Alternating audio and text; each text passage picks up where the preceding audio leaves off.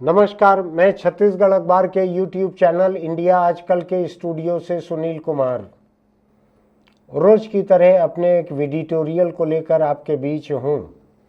अखबार में जब लिखने का काम रहता है संपादकी को, तो उसको अंग्रेजी में एडिटोरियल कहते हैं। मैंने एक नया शब्द उछाला है कि जब मैं वीडियो कैमरे के सामने अपने विचार रखता हूँ तो इसको मैं एडिटोरियल कह लेता हूँ। अखबार के एडिटोरियल की तरह वीडियो पर एडिटोरियल, मेरा एडिटोरियल। सुप्रीम कोर्ट का एक फैसला आया है। जब खबरों की कमी लगती है मुझको, जब किसी विषय की कमी लगती है बोलने के लिए, संपादकी लिखने के लिए, तो मैं सुप्रीम कोर्ट के फैसले देखता हूँ और वो कमी पल भर में दूर हो जाती है। सुप्रीम कोर्ट के 2 जजों की बेंच ने उत्तर प्रदेश के एक ट्रायल कोर्ट जिला स्तर का रहता है, जहां पे मामलों की पहली सुनवाई होती है, ट्रायल होती है। उत्तर प्रदेश के एक ट्रायल कोर्ट के एक फैसले को खारिज कर दिया है। वो इलाहाबाद हाई कोर्ट के मार्फत होते हुए आया है सुप्रीम कोर्ट, लेकिन सुप्रीम कोर्ट ने उसको वापस हाई कोर्ट नहीं भेजा विचार करने के लिए। खुद ही गुण दोष के आधार पर सुना और ट्रायल कोर्ट के फैसले को खारिज करते हुए ट्रायल कोर्ट की आलोचना की है। जिला स्तर के अदालत की बड़ी आलोचना की है। इस मामले में मेरी दिलचस्पी इसलिए है कि 1994 में उत्तर प्रदेश में एक दोहरा हत्याकांड हुआ था। 2 लोगों को मार डाला गया था, कत्ल किया गया था, जिसमें 9-10 आरोपी थे। उन आरोपियों में एक छोटे सिंह नाम का आदमी भी था। 1994 के दोहरे हत्याकांड में छोटे सिंह नाम का भी एक आरोपी था। क्योंकि हत्याकांड में शामिल था वो, तो एक पॉलिटिकल क्वालिफिकेशन उसकी हो गई थी, राजनीतिक योग्यता एक हो गई थी। आप देखेंगे कि अलग अलग प्रदेशों में जब कैंडिडेट घोषित होते हैं तो एडीआर जैसी कुछ एक संस्थाएं हिंदुस्तान में जो हर कैंडिडेट के खिलाफ कौन कौन से कितने केस दर्ज हैं उसका विश्लेषण करके आंकड़े सामने रखती है कि कितने फीसदी कैंडिडेट के खिलाफ बलात्कार या हत्या के प्रयास या डकैती, बलवा जैसे मामले चल रहे हैं। तो 2007 में उत्तर प्रदेश के कालपी विधानसभा सीट से बसपा ने खड़ा कर दिया छोटे सिंह को। नाम छोटा है, आदमी बड़ा है, बड़े दोहरे हत्याकांड में शामिल था। बसपा ने टिकट दे दी 2007 में। वो जीत गया, वहां से जीत गया तो अदालत में एक अर्जी पेश की गई बाद में कि जनहित में इनका मामला वापस लिया जाए। चूंकि ये जीत गए हैं, चूंकि ये लोकप्रिय साबित हो चुके हैं, इसलिए इनका मामला वापस लिया। हत्या का, दोहरी हत्या में आरोपी था। दोहरी हत्या में 10 लोग थे, ये भी था छोटे सिंह भी।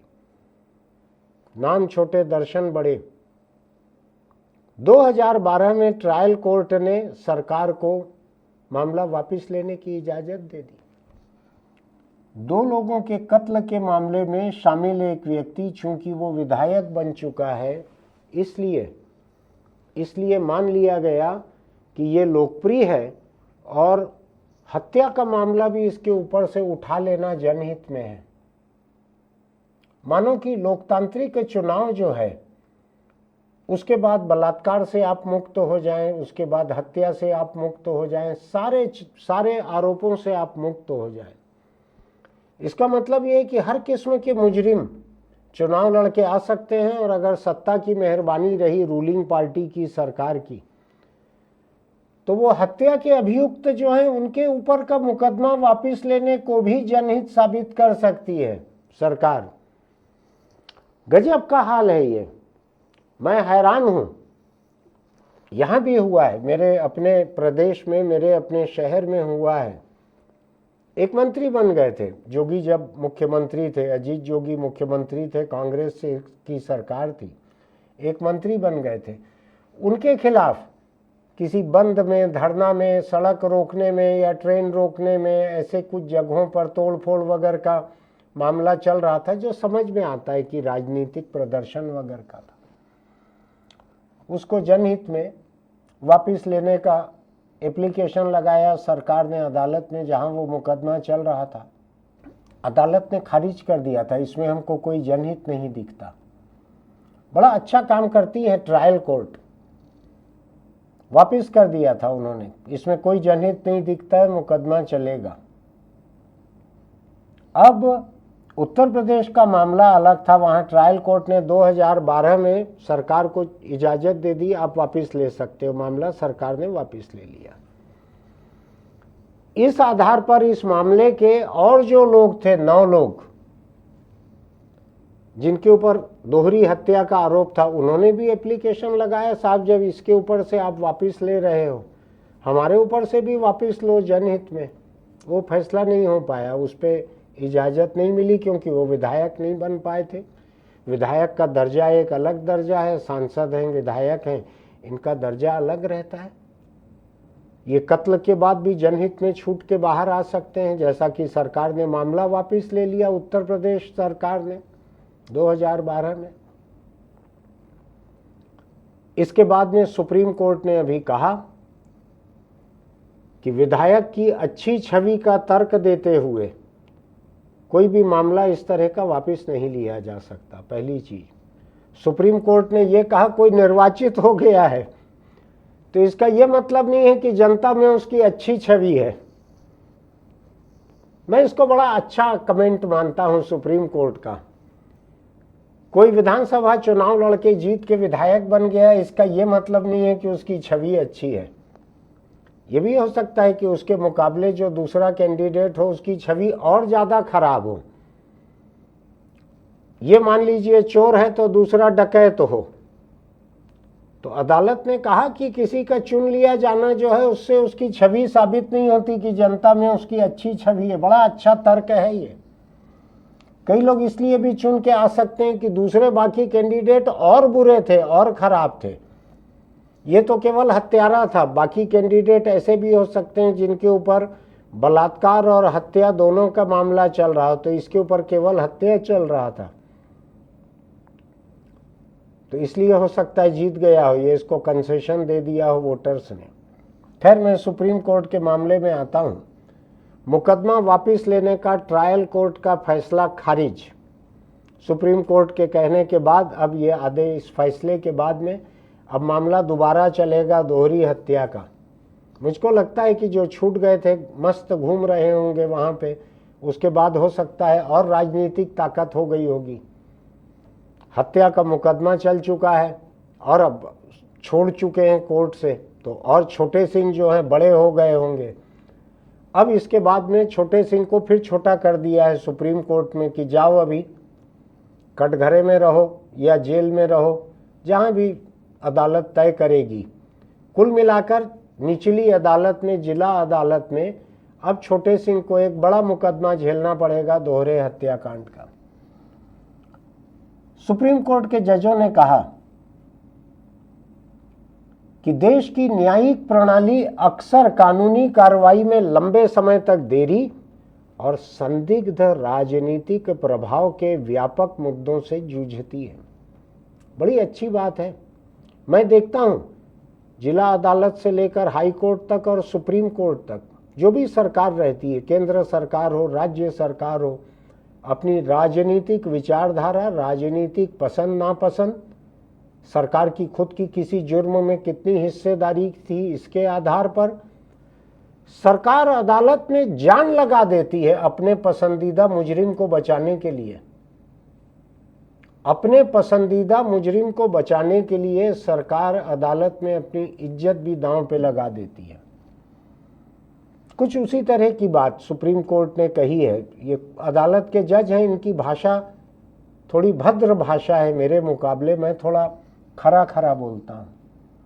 उन्होंने कहा कि शक्तिशाली व्यक्तियों की ओर से अनुचित प्रभाव का इस्तेमाल स्थिति को और जटिल कर देता है, जिससे निष्पक्षता के बारे में चिंता पैदा होती। निष्पक्षता किसकी? अदालत की नहीं, निष्पक्षता सरकारों की, राज्य सरकार, केंद्र सरकार, जो सरकार है उनकी निष्पक्षता पे शक पैदा होता है। ये सुप्रीम कोर्ट कह रहा है। 2012 की उत्तर प्रदेश सरकार, मैं आज की सरकार के बारे में कुछ टिप्पणी नहीं कर रहा हूं, उन्होंने ये कहा, दोनों जजों ने, कि 2012 के ट्रायल कोर्ट के आदेश से यह स्पष्ट है कि आरोपी छोटे सिंह के खिलाफ मुकदमा वापस लेने के लिए राजनीतिक शक्ति का इस्तेमाल किया गया है। बहुत अच्छा फैसला है मेरे हिसाब से पूरे देश के लिए। सुप्रीम कोर्ट का फैसला, जब तक पार्लियामेंट में उसके खिलाफ कोई कानून बनाकर उसको पलटा न जाए, जैसा शाहबानों के मामले में हुआ था और कुछ एक मामलों में हुआ था, तब तक सुप्रीम कोर्ट का फैसला कानून रहता है। पूरे देश की सारी अदालतें जो हैं उसको मानती हैं, उसके ऊपर उसका हवाला देते हैं वकील वहां पे, साहब फलाने केस में सुप्रीम कोर्ट ने ये कहा था, तो तमाम हाई कोर्ट सुप्रीम कोर्ट के फैसले को देखकर चलते हैं। खुद सुप्रीम कोर्ट के जो जज रहते हैं वो अपने दूसरे जजों के पहले के दिए हुए फैसले को देख के चलते हैं। कोई और बड़ी बेंच बनती है, उस फैसले को पलटती है, तो वो एक अलग नौबत रहती है, उस पर अभी मैं नहीं आ रहा हूं। तो ये मामला सुप्रीम कोर्ट ने उठा के जिला अदालत में वापस डाला है ट्रायल कोर्ट पे। दोहरी हत्या के केस में छोटे सिंह के ऊपर अब मुकदमा चलेगा बाकी 9 लोगों के साथ। बड़ा अच्छा फैसला है। बिहार में भी तो आनंद मोहन नाम के गैंगस्टर से पॉलिटिशियन बने हुए, सांसद भी बन गया था शायद, विधायक सांसद, इनकी पत्नी भी शायद विधायक बन गई थी, इनका बेटा भी अभी शायद विधायक है। आनंद मोहन का बड़ा जलवा है। आनंद मोहन जेडीयू के थे। जेडीयू किसका? सुशासन बाबू नीतीश कुमार का जेडीयू, उसके थे आनंद मोहन। हत्या में जेल में पड़े हुए थे, उम्र कैद में जेल। विधायक सांसद पता नहीं क्या क्या रहे हुए थे। आनंद मोहन बड़े नेता थे, वहां के बड़े गैंगस्टर थे, उससे बड़े नेता बन गए।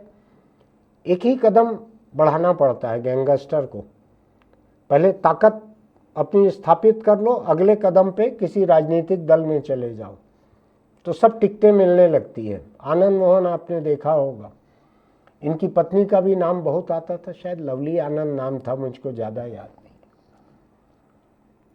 इनके बेटे की सगाई थी शायद, उसमें नीतीश कुमार और उस वक्त के उनके डिप्टी सीएम तेजस्वी यादव, लालू यादव के बेटे आरजेडी के, ये जेडीयू के नीतीश, आरजेडी के, दोनों पहुंचे थे वहां। किस लिए पहुंचे थे? बड़ी दिलचस्प बात है। नीतीश की पार्टी जेडीयू से आनंद मोहन का लेना देना था, ये उसी पार्टी के थे, जेल में उम्र कैद काट रहे थे हत्या के मामले में। मैं अभी आगे आता हूं कौन सी हत्या थी। और आनंद मोहन का बेटा चेतन आनंद जो है वो लालू की पार्टी का एमएलए है। आप देखिए उसका क्वालिफिकेशन यही है कि हत्यारे आनंद मोहन का बेटा था, वो उसी परिवार का था, बेटा था उनका, इसलिए कैंडिडेट बनाया, जीत भी गए। अपने अपने इलाके में बड़ी धाक रहती है नेताओं की, गैंगस्टर से जो नेता बनते हैं उनकी बड़ी धाक रहती है। उस पार्टी में नीतीश बोलकर आए थे आनंद मोहन बहुत जल्दी घर पे होंगे। मुख्यमंत्री थे नीतीश कुमार, उनके साथ उनके भतीजे चचा चचा बोलते थकते नहीं थे, जो गला सूख जाता था, वो तेजस्वी यादव भी उनके साथ थे। सब पूरी सरकार ही वहां थी, मुख्यमंत्री उप मुख्यमंत्री, और क्या बचा सरकार में। तो बोल के आए थे कि आनंद मोहन बहुत जल्दी घर पर होंगे। और क्या किया उनको जल्दी घर लाने के लिए? कैद तो उम्र कैद मिली थी, उम्र कैद समझ लीजिए, उम्र कैद मिली थी। किस लिए मिली थी? बिहार के एक दलित कलेक्टर के कत्ल में भीड़ को उकसाकर कत्ल करवाया था आनंद मोहन ने बिहार के एक दलित कलेक्टर का, दक्षिण भारतीय था, जी कृष्णैया कलेक्टर था। कहाँ का? बिहार का। उसका कत्ल करवाया था आनंद मोहन ने। अदालत ने सजा दी थी कत्ल की, उम्र कैद काट रहा था। ताकतवर इतना था कि हिंदुस्तान का सबसे बड़ा वकील खरीद सकता था, खरीदा भी होगा, मैं उतनी बारीकी में जाना नहीं चाहता। उम्र कैद चल रही थी। नीतीश कुमार ने जेल मैनुअल में फेरबदल किया, जेल के जो नियम हैं जिसमें लिखा हुआ है कि अच्छे चाल चलन की वजह से किसी को सजा में कुछ माफ़ी भी दी जा सकती है। 10 साल 14 साल पूरा हो जाए तो उम्र कैद में कुछ छूट दी जा सकती है। ध्यान से सुनिएगा, अच्छे चाल चलन की वजह से। लेकिन ये जो शर्त है, इसमें एक शर्त और जुड़ी हुई थी जेल मैनुअल में कि ऐसा कोई अपराध किसी शासकीय अधिकारी, कर्मचारी, जनसेवक के खिलाफ किया हुआ नहीं होना चाहिए। अगर किसी ने जनसेवक के साथ, शासकीय अधिकारी कर्मचारी के साथ कोई जुर्म किया है उसके खिलाफ, तो कोई माफी नहीं हो सकती। ये नियम है जेल मैनुअल का। नीतीश कुमार ने उतने हिस्से को हटा दिया जेल मैनुअल से, संशोधन कर दिया। किस लिए? आनंद मोहन को बाहर निकालना था। अब आप देखिए, अगर आप सत्ता के पसंदीदा मुजरिम हैं, कहां तक जाती है सत्ता। मुझको ऐसा लगता है कि नीतीश कुमार अगर जेल मैनुअल में फेरबदल करके भी आनंद मोहन को नहीं छोड़ा पाते, तो मुझको लगता है कि नीतीश कुमार एक स्पेशल प्लेन करके ऊपर जाते, वहां अंबेडकर से संविधान में फेरबदल करवा के लाते, संविधान में संशोधन करवा लेते अंबेडकर से कि जेडीयू के सांसद विधायक रहे लोगों को कोई सजा नहीं दी जा सकती। अंबेडकर करते दस्तखत की नहीं करते मुझको नहीं मालूम, नीतीश कोशिश जरूर करते। सुशासन बाबू हैं, कानून से करते हैं काम, जेल से जेल तोड़ के उन्होंने नहीं भगवाया, फरार नहीं करवाया। सुशासन बाबू हैं। जब ये जेल मैनुअल बदला गया उस वक्त नीतीश के जो भागीदार थे सत्ता में, लालू यादव की पार्टी आरजेडी, लालू यादव उस समय थे मुख्यमंत्री। 1994 में भीड़ ने हत्या की थी, प्रोवोक्ड बाई आनंद मोहन। 1994 में हत्या की थी, भड़काया था आनंद मोहन ने भीड़ को हत्या के लिए। लालू मुख्यमंत्री थे। लालू का बेटा जो है, अब देखिए राजनीति कैसी होती है। लालू का अफसर जो एक जिले में काम कर रहा था, बड़ा ईमानदार अफसर, उसकी साख है, दक्षिण का दलित अफसर जी कृष्णैया। आज लालू का बेटा डिप्टी चीफ मिनिस्टर था नीतीश के साथ। उस समय की यह घटना है जब उन्होंने जेल मैनुअल में फेरबदल किया और इसको छुड़वाया आनंद मोहन को। आनंद मोहन निकल के आ गए, जेल मैनुअल में फेरबदल कर दिया। तुम मारो जी, तुम सरकारी अधिकारी कर्मचारी का भी अगर कत्ल करोगे तो भी तुमको हम छोड़ सकते हैं समय के पहले। ये फेरबदल करवाया था सुशासन बाबू नीतीश कुमार ने, याद रखिएगा इसको। आप वोट नहीं दे सकते नीतीश को बिहार में अगर नहीं रहते हैं तो, लेकिन इस बात को याद रखिएगा। क्या फेरबदल करवाया सुशासन बाबू ने? अगर आप सरकारी अधिकारी या कर्मचारी का कत्ल भी करते हैं तो भी सरकार चाहे तो आपको समय के पहले छोड़ सकती है, और छोड़ दिया आनंद मोहन को। मेरे सामने एक खबर है, फरवरी के महीने की है, इसी साल की। इस खबर के मुताबिक आनंद मोहन ने जिस जी कृष्णैया को मारा था, कलेक्टर को मरवाया था भीड़ को भड़काकर, उसकी पत्नी गई हुई है सुप्रीम कोर्ट, और सुप्रीम कोर्ट में केंद्र सरकार जो है इस मामले में मासूमियत से एफिडेविट दे रही है कि ये राज्य का अधिकार क्षेत्र है। सजा पाए हुए लोगों को समय के पहले छोड़ना, जेल मैनुअल में फेरबदल करना राज्य का अधिकार क्षेत्र है। मोदी सरकार ने सुप्रीम कोर्ट में यह हलफनामा दिया है। क्यों दिया है हलफनामा ऐसा? इसका भी बड़ा दिलचस्प राज है। एक आपने नाम सुना होगा गुजरात का, जब गुजरात के दंगे हुए थे, गुजरात के दंगों में एक बिल्किस बानो नाम की महिला थी। 11 शायद बलात्कारी थे, शुभ अंक रहता है 11 बलात्कारी थे शायद उसके मर्द। उसके साथ बलात्कार किया, गर्भवती भी थी बिल्किस बानो। लेकिन बलात्कार जो है वो महज सेक्स नहीं रहता है, बलात्कार में बहुत बड़ा हिस्सा हिंसा का रहता है, बहुत बड़ा हिस्सा आत्मगौरव का रहता है कि आप किससे बलात्कार कर रहे हैं। बलात्कार में बहुत बड़ा हिस्सा सांप्रदायिकता का भी रहता है, जाति भेद का भी रहता है। केवल सेक्सुअल प्लेजर, केवल यौन आनंद नहीं रहता है बलात्कार में।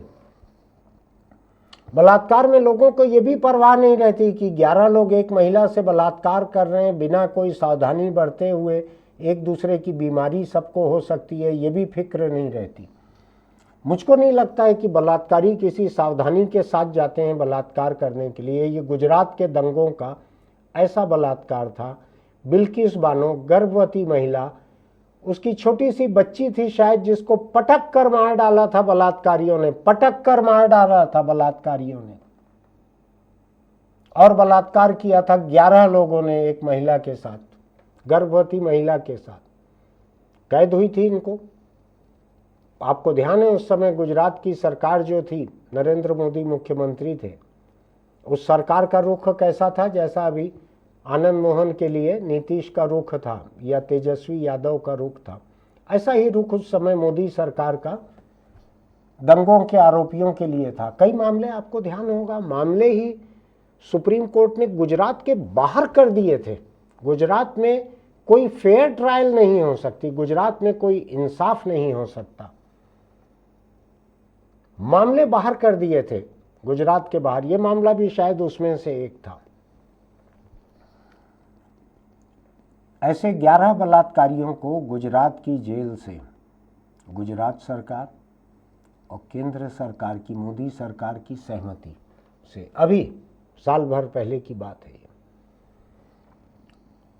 इनको सजा पूरी होने के 2 साल पहले छोड़ दिया गया। सजा पूरी होने के 2 साल पहले छोड़ दिया गया। 11 के 11 हत्यारे बलात्कारियों के बारे में दोनों सरकारों ने, गुजरात और केंद्र सरकार दोनों ने कहा इनका चाल चलन बहुत अच्छा है, इनको समय के पहले छोड़ देना चाहिए। इनका चाल चलन ऐसा था कि बिल्किस बानो की तरफ से बार बार कहा जाता था कि ये लोग पैरोल पे बाहर आते हैं, उसके बाद हमको धमकाते हैं। ये कहा गया था, बार बार शिकायत की गई थी। बिल्किस बानो का ही दमखम था जो high court, supreme court, high court, supreme court लगी हुई थी। पति साथ दे रहा था, खड़ा हुआ था, मर्द साथ में खड़ा हुआ था। आम हिंदुस्तानी पति रहता छोड़ के भाग जाता कि मैं तेरे साथ कोर्ट में जाके कितनी बदनामी झेलूंगा। भले बलात्कार की शिकार रहती है महिला, लेकिन मर्द मान लेते हैं हिंदुस्तान के कि वो बदनाम है। क्या कहा जाता है? इज्जत लुट गई उसकी। यही लिखते हैं, अखबार में भी लिखते हैं, इज्जत लुट गई। मैं मेरे अखबार में कड़ाई से लोगों को रोकता टोकता हूं कि बलात्कार की शिकार महिला की इज्जत नहीं लूटती है। इज्जत लूटती है बलात्कारी की, उसके कुनबे की, उसके दोस्तों की, उनकी इज्जत लूटती है। तो खैर बिल्किस बानो का पति उसके साथ खड़े रहा। सुप्रीम कोर्ट ने अभी, ये सब 11 के 11 लोग छूट गए, आपने देखा होगा, उनकी आरती उतारी गई, उनको मिठाई खिलाई गई, माला पहनाई गई उनको, पूरे 11 लोगों को, और सब चैन से अपने अपने घर चले गए। फिर बिल्किस बानो सुप्रीम कोर्ट पहुंची। सुप्रीम कोर्ट में खंबा पेड़ तक बिल्किस बानो को पहचानने लगे हैं। 2002 से लेके अभी तक हर कोई पहचानने लगे। वहां का फर्श पहचानने लगा कि अरे बिल्किस बानो फिर आई है, अब क्या हो गया है ऐसा। सुप्रीम कोर्ट ने देखा तो, ये मेरे शब्द हैं, सुप्रीम कोर्ट के नहीं, बौखला गया सुप्रीम कोर्ट इस मामले को देखकर, और कहा कि कोई ऐसे वापस नहीं छोड़ा जा सकता, इनको सबको वापस जेल में डालो। पूरे 11 के 11 लोगों को नोटिस जारी किया गया, इस तारीख तक जेल में पहुंचो वापस। सबको जेल पहुंचना पड़ा, सबकी कैद वापस चालू हो गई। सत्ता मेहरबान तो मुजरिम पहलवान।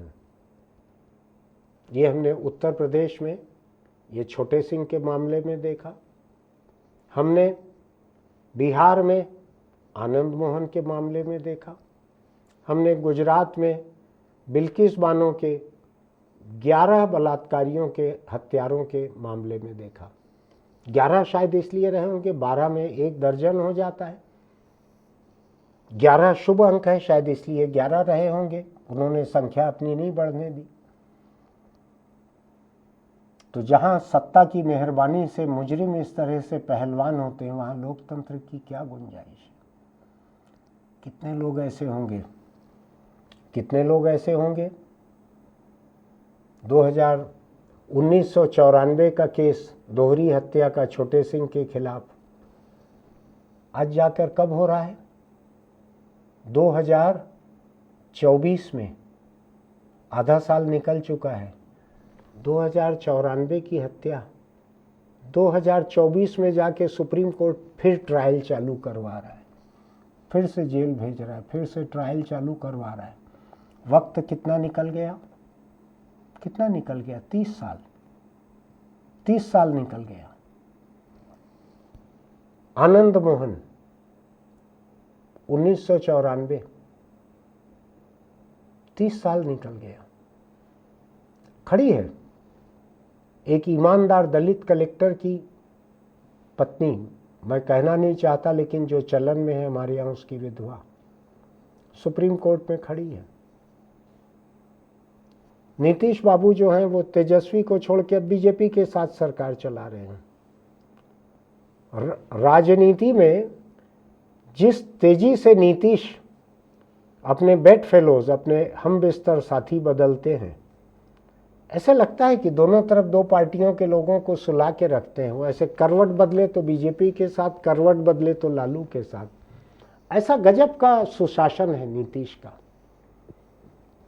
न सरकारी कामकाज में जेल मैनुअल को बदल डाला एक चहेते मुजरिम को छोड़ने के लिए समय के पहले, राजनीति की नैतिकता समा तमाम किस्म की बदल डाली, बार बार सत्ता का गठबंधन बदल कर। इधर गुजरात आप देख रहे हैं, मैं क्या कहूँ, सुप्रीम कोर्ट कह रहा है, मेरे कहने की ज़्यादा गुंजाइश नहीं है। मैं ये भी आपको याद दिला दूँ, 2012 में 2007 से 2012 तक मायावती बसपा की, जिनका एमएलए था, साथ में ही मायावती ने उसको जिताया था, एमएलए बनाया था साथ में। 7 से 12 तक मायावती थी, 2012 तक। 2012 से 2017 तक अखिलेश यादव था। ये दोनों का उस समय बुआ भतीजी का संबंध था, याद है ना आपको? बहुत प्रेम था सपा बसपा में, बुआ भतीजी का संबंध था। अभी मुझको याद नहीं है कि कांग्रेस इस गठबंधन में शामिल थी कि नहीं, लेकिन सत्ता पर ये दोनों लोग थे। इसलिए बसपा विधायक के खिलाफ जनहित में दोहरी हत्या का मुकदमा वापस लेने का फैसला जो है, मुझको ऐसा लगता है मायावती ने मुख्यमंत्री रहते शुरू किया और अखिलेश यादव के समय तक वो चलते रहा। ये दो लोग थे उस समय, ये दो लोग थे। मैं ये देख रहा हूँ कि बिहार को देखें तो बिहार में आनंद मोहन जो है वो जेडीयू का और आनंद मोहन का बेटा आरजेडी का। कोई भी सरकार बिहार में ऐसी नहीं बन सकती जिसमें इन दोनों में से कोई एक ना हो। तो आरजेडी लालू की पार्टी के लिए है कि उनके विधायक का बाप है आनंद मोहन, तो कैसे उसको जेल वापस भेजेंगे, कैसे जेल मैनुअल को बदलेंगे। और बिहार के बारे में ये चर्चा है कि वहाँ की राजनीति में बहुत सारे मुजरिमों को पसंद किया जाता है।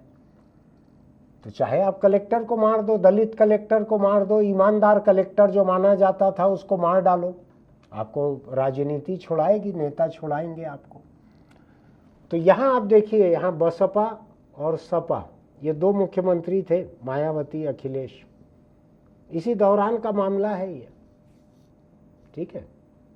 बिहार देखिए, बिहार में दो पार्टी आरजेडी और जेडीयू, नीतीश और लालू की पार्टियां। सत्ता इनके बिना तो बन नहीं सकती बिहार की। तो एक का मुजरिम है और एक का मुजरिम का बेटा है, तो ये यहाँ भी सुरक्षित हो गया मुजरिम। कोई भी सरकार आए ये फैसला बदलने वाला नहीं है जेल मैनुअल का। अब गुजरात देख ली, गुजरात तो भाजपा की स्थायी संपत्ति है।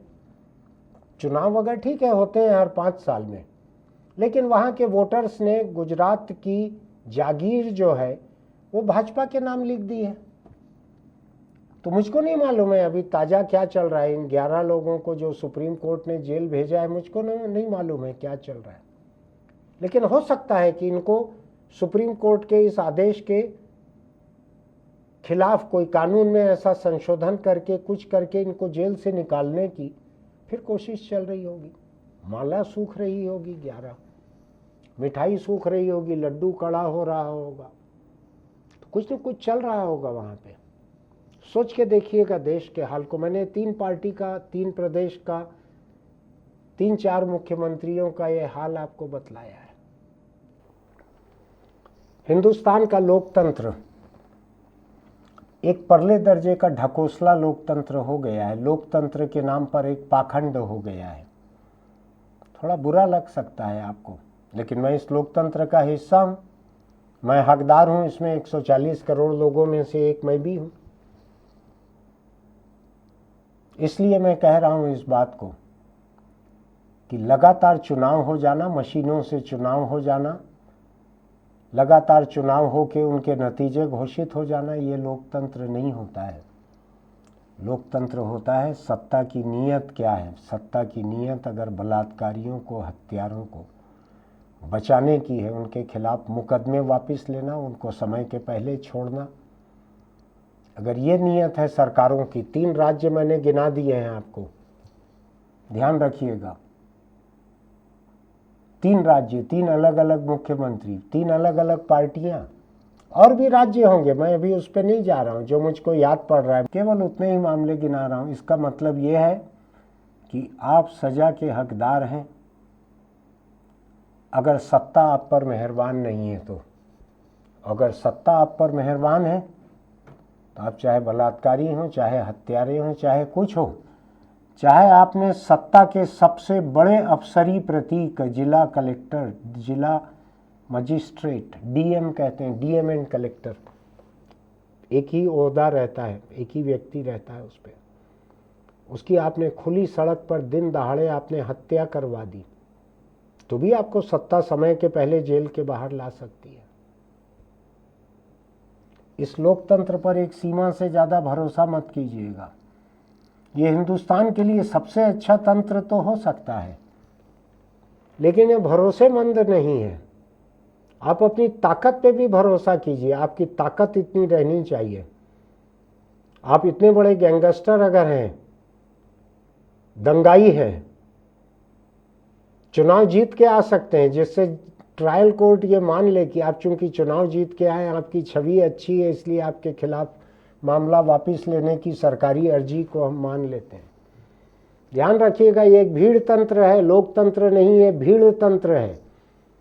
जो सत्ता में चुनकर आते हैं उनके तमाम जुर्म माफ मान लिए जाते हैं। ये भीड़ तंत्र है, ये लोकतंत्र नहीं है। लोकतंत्र रहता है गौरवशाली परंपराओं का नाम रहता है लोकतंत्र। मैंने 3 राज्य गिनाए, 3 पार्टी, 3 अलग अलग मुख्यमंत्री, 3 राज्य, 3 अलग अलग मुजरिम। देख लीजिए आप तभी इस देश में मुजरिम साबित हो सकते हैं जब आप छोटे मुजरिम हो। अगर आप बहुत बड़े मुजरिम हैं और सोने पर सुहागे की तरह सत्ता आप पर मेहरबान है तो आपके लिए सब हो सकता है। आपको ध्यान है ना, एक राम रहीम नाम का बलात्कारी है बाबा, बार बार पैरोल पे छूटता है बाहर। अदालत हैरान है, हाई कोर्ट हैरान है कि ये हो क्या रहा है। ये जितनी बार जेल के भीतर बाहर आया गया है, इतनी बार तो केवल भाप के इंजन का पिस्टन भीतर आता जाता है। आपने देखा होगा, रेलवे स्टेशनों पर देखा होगा, भाप का इंजन, उसका पिस्टन भीतर आता जाता है। ये राम रहीम उसी तरह से भीतर आता जाता है जेल के, जब मर्जी है बाहर, जब चुनाव है तब बाहर, चुनाव निपट गया भीतर, फिर बाहर, फिर भीतर। ये लोकतंत्र है। अगर भीड़ आपके साथ है तो आपका कोई कुछ नहीं बिगाड़ सकता। सरकार आपके साथ है, सत्तारूढ़ पार्टी आपके साथ है। आपको कैद हो गई है, आपके बेटे को हम लड़ा देंगे, आपकी पत्नी को हम लड़ा देंगे।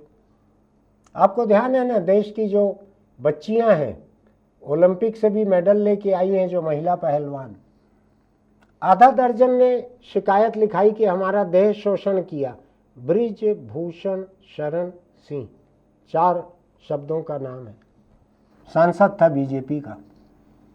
बीजेपी ने मुंह भी नहीं खोला तमाम आरोपों के ऊपर। अब क्या किया, अब उसके बेटे को सांसद बना दिया, टिकट दी है। गाड़ी के ऊपर बैठ के वही बृजभूषण शरण सिंह वही प्रचार करता था, गाड़ी के ऊपर बैठकर। हिंदुस्तानी लोकतंत्र के बारे में सोचिएगा, आपके ऊपर जिम्मेदारी है सोचने की। सोचिएगा कि ये लोकतंत्र कहाँ जा रहा है, किस तरह के लोग चुनकर आ रहे हैं, राजनीति किस तरह से मुजरिम होते जा रही है, सत्ता कितनी बड़ी मुजरिम है, उसको मुजरिम कितने पसंद हैं, किस किस तरह के मुजरिम पसंद हैं, आप देखते चलिए। भयानक नौबत है इस लोकतंत्र की। अगर आपको अभी भी खतरा नहीं दिख रहा है, मेरा कहना है कोई धर्म खतरे में नहीं है। लोकतंत्र भी नक्सलियों के कारण खतरे में नहीं है, कश्मीर के अलगाववादियों के कारण खतरे में नहीं है, मणिपुर के कुकी आदिवासियों के कारण खतरे में नहीं है भारत का लोकतंत्र। भारत का लोकतंत्र निर्वाचित सरकारों के कारण खतरे में है। मेरी बात कड़वी लग सकती है, आपको लग सकता है कि मैं अर्बन नक्सल हूँ, मैं अलगाववादी हूँ, मैं मणिपुर के बागियों का साथ दे रहा हूँ, लेकिन मैं आपको बतला रहा हूँ उनके कारण लोकतंत्र खतरे में नहीं है। उनका असर छोटा छोटा सा है, वो लोकतंत्र के खिलाफ है लेकिन लोकतंत्र को खतरा नहीं है। ठीक वैसे ही जैसे कोई बहुत बड़ा कंक्रीट से बना हुआ उपासना स्थल है, उसमें मैं कंकड़ मार दूं तो लोकतंत्र खतरे, उससे वो धर्म खतरे में नहीं आ जाता। ठीक उसी तरीके से इन हथियारबंद आंदोलनों से लोकतंत्र खतरे में नहीं है। लोकतंत्र खतरे में है निर्वाचित सरकारों के लोकतंत्र विरोधी फैसलों से। ये सारे फैसले लोकतंत्र विरोधी थे। उत्तर प्रदेश का, बिहार का, गुजरात का, केंद्र सरकार का, सारे लोकतंत्र विरोधी फैसले थे। इन फैसलों से लोकतंत्र खतरे में है। आपको क्या लगता है कि एक दलित परिवार की महिला जिसके पति को पीट पीट कर मार डाला गया था, बिहार में कलेक्टर रहते हुए मार डाला गया था, आज उसको मुख्यमंत्री उसके हत्यारे को समय के पहले वहां से निकाल के लेके आ रहा है डंके की चोट पर, और केंद्र सरकार बोल रही है राज्य का अधिकार क्षेत्र है जेल मैनुअल में फेरबदल करना। सोच के देखिएगा हमारा लोकतंत्र किस हालत में है। मुझको तो बहुत फिक्र होती है, मुझको बहुत निराशा होती है। मैं हिंदुस्तान के लोकतंत्र को एक ऐसी गहरी लंबी अंधेरी सुरंग में देख रहा हूं, आखिर में जहां मुझको कोई रोशनी भी नहीं दिख रही है। आखिर में बेशर्मी बढ़ते चल रही है सरकारों की, संवेदना शून्य होते जा रही हैं सरकारें। सोच के देखिएगा आप, अगर आपके पास कोई पसंद हो तो, जैसा मैंने कहा ना आपको, ये ट्रायल कोर्ट ने कहा कि लोकप्रिय था इसलिए उसके खिलाफ मामला वापस ले सकती है सरकार। आप देखिएगा आपके सामने क्या पसंद आती है, किन पार्टियों के कैंडिडेट आपके सामने रहते हैं देखिएगा, उन पार्टियों का क्या बैकग्राउंड है, कैसे काम उन्होंने किए हैं उसको देखिएगा, इन नेताओं ने कैसे काम किए, उनके पार्टियों ने कैसे काम किए हैं देखिएगा। मैं बहुत ही डरा सहमा हूं इस लोकतंत्र में। आपको फिक्र हो रही है कि नहीं मुझको नहीं मालूम, मुझको फिक्र हो रही है। आपको मेरा एडिटोरियल अगर अच्छा लगता है, आपको लगता है कि मैंने आपको सोचने पर मजबूर किया है, तो आप हमारे YouTube चैनल इंडिया आजकल को लाइक कीजिएगा, सब्सक्राइब कीजिएगा, नोटिफिकेशन की बटन दबाइएगा। कोई चीज़ का कोई पैसा नहीं है। नीचे कमेंट बॉक्स में आप कमेंट लिखिएगा आपका क्या सोचना है इस बारे में, कि मैं ही अकेला डरा सहमा हूँ, आपको कोई खतरे में नहीं दिखता लोकतंत्र। सोच के देखिएगा, आपको लगेगा आपके जो दोस्त वोटर हैं, नहीं तो वोटर बनने वाले बच्चे हैं, उनको भी आप भेज सकते हैं। इसको मैंने कोई अश्लील बात नहीं कही है।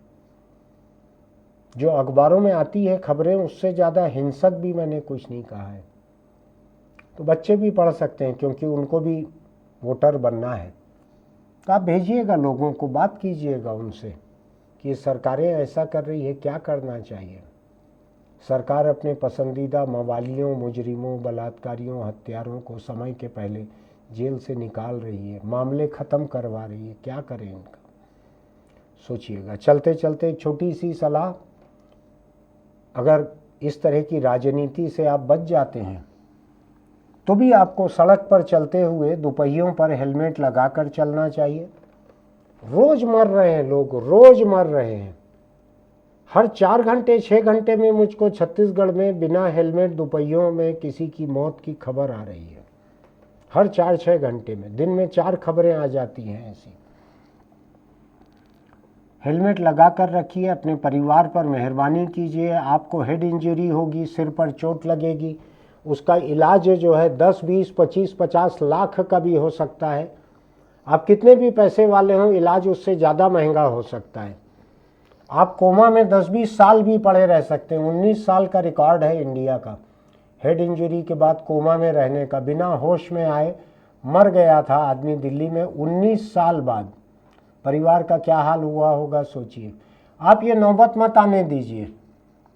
दोपहिए पे जा रहे हैं, एक्सीडेंट हुआ, हेड इंजरी हुई, आप कोमा में चले गए। आप कल्पना कीजिए अगर आप 19 साल कोमा में पड़े रहे तो आपके परिवार का क्या होगा। इसके बारे में सोचिए। 5 मिनट जो बोल रहा हूं मैं, आप 5 मिनट सोचिए उसके बारे में। मुझको लगता है उसके बाद आपको हेलमेट सस्ता लगेगा और सिर पे हल्का लगेगा। फिर मिलेंगे।